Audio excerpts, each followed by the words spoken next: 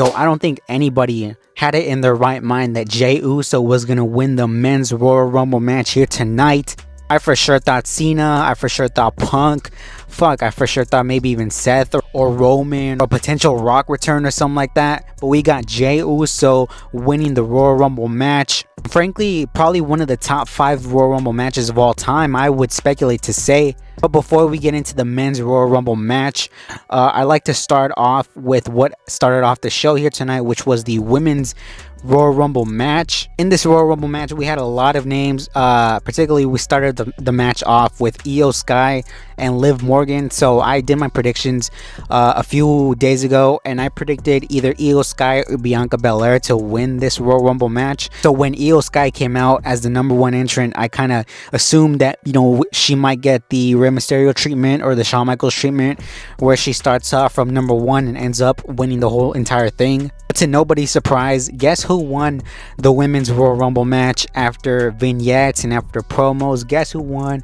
the Royal Rumble match? And that was Charlotte Flair. Charlotte Flair stated that she was going to return here tonight and win the Rumble match. And of course, with Charlotte Flair returning, that immediately bumps up her odds to win this match. I think it was kind of obvious when Charlotte Flair came out that she got her own pyro, and it was also mentioned on commentary like, hey, if you're getting your own pyro during the Rumble match, then, you know, you're somebody special. And honestly, the moment that I knew Charlotte was winning this match wasn't even when, you know, she came out. It was when Nia Jax eliminated like 5 people, and 5 people consisting of, I think, Bianca Belair, Naomi, Io Sky, you know, etc. So I knew, you know, once that happened, I said, well, obviously Charlotte Flair, you know, she's the hands-on favorite at this point. Who else is winning? You know what I mean? When's it going to be a Roxanne Perez, who was, I think, the runner-up in this match against Charlotte Flair? We also got some cool little returns. We saw the return of Alexa Bliss, you know, after it was reported that, you know, she couldn't come to an agreement with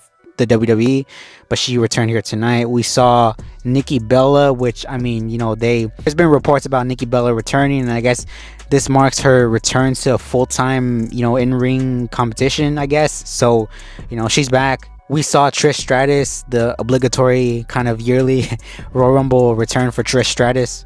Saw a debut in Jordynne Grace. As I said before, I thought she was going to pop up here in this Rumble match. And we saw a plethora of NXT talent, such as Julia and Stephanie Vaquer. If I could book it, I would obviously not have Charlotte win. I would have somebody else like an Io or a Bianca win. I did get my hopes up because I was expecting an AJ Lee return here tonight at number 30, but we did not get that at all. But yeah, predictable match, predictable outcome. But like I said before, I 100% do see Charlotte Flair challenging Tiffany Stratton at WrestleMania. And honestly, I wouldn't even put it past them to have Charlotte Flair win the Women's Championship once again. As I mentioned, she's a 14-time world champion. I wouldn't put it past them to have her chase 15 and have her become a 15-time world champion. But moving on, we got the 2 out of 3 falls tag team match between DIY and the Motor City Machine Guns. I thought this match was decent for what it was. I mean, I feel like these teams could have gone, you know, a lot longer. They could have gone 10, 15 extra minutes to really get in their shit, because I feel like the falls were just so quick. You know, they happened so quick, and then the ending, you know, we saw the Street Profits come out and help DIY. You know, and people thought, you know, is this a heel turn for the Street Profits? But, you know, what ended up happening was Street Profits literally just came out here to help DIY win. That way Street Profits get, you know, first crack at the tag team titles. And quite frankly, I even said to myself, I said, you know, I think I've seen better tag team matches on SmackDown than I saw tonight. You know, which was really unfortunate because this had you know, the makings to be a really good match, but, you know, it just didn't live up to their expectation. One match that I feel like actually did live up to the expectation that was given to it, and obviously, you know, when you get Cody Rhodes and Kevin Owens, you know, it's gonna live up one way or another. Throughout this match, we saw a very angry side of Cody Rhodes against Kevin Owens. They brawled, you know, around the arena, around the stadium. But, you know, when you have Cody Rhodes and Kevin Owens in a ladder match, you know, these two guys are gonna try the craziest spots, the craziest shit.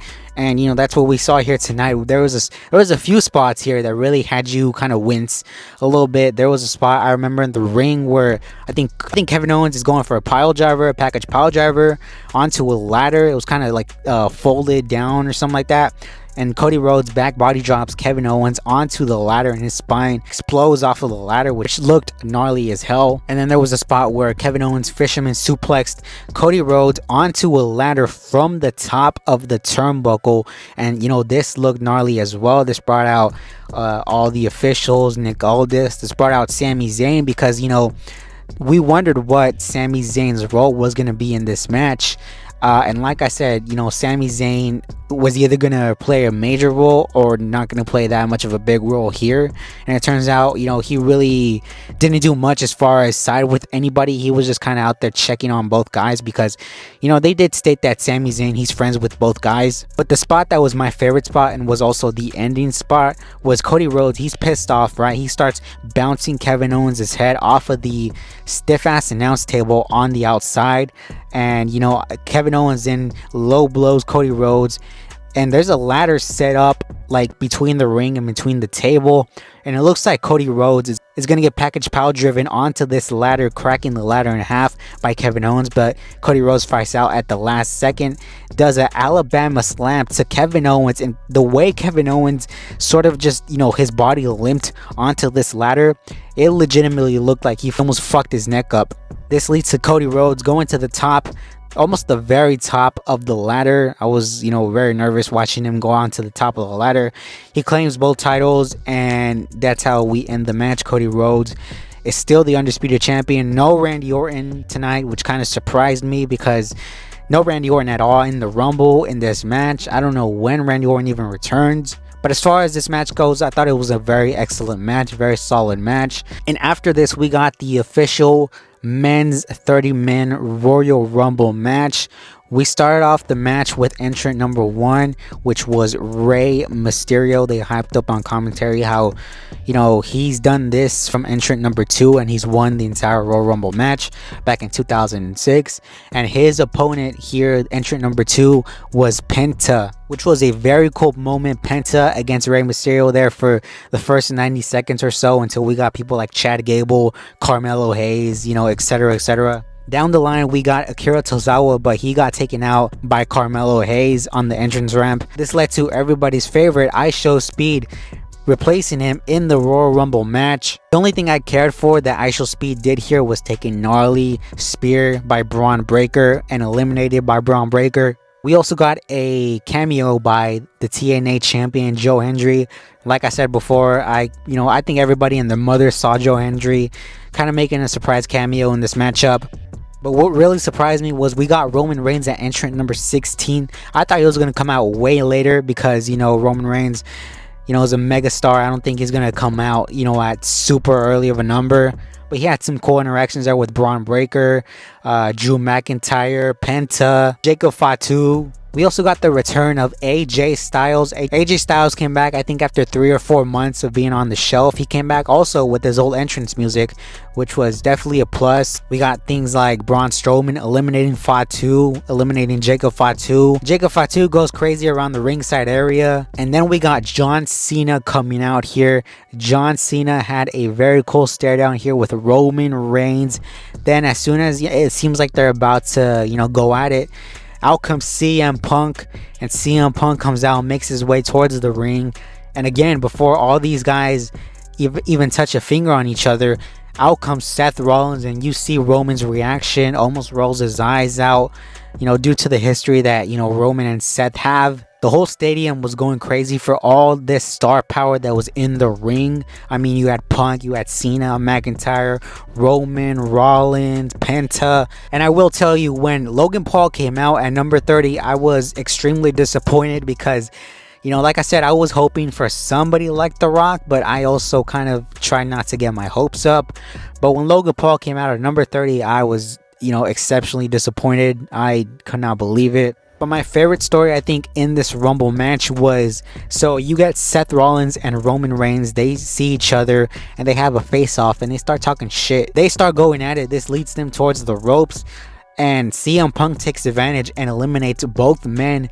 And the story that was told was that, the hatred that both of these two guys have for each other, Seth Rollins and Roman Reigns, cost them the opportunity here tonight at the Royal Rumble to win it all. Then in a split second, you see Logan Paul eliminate CM Punk. Seth Rollins stomps Roman Reigns once outside on the padding, then once on the steel steps. And now I gotta wonder what the direction could be for WrestleMania. Is it a triple threat match between all these three guys?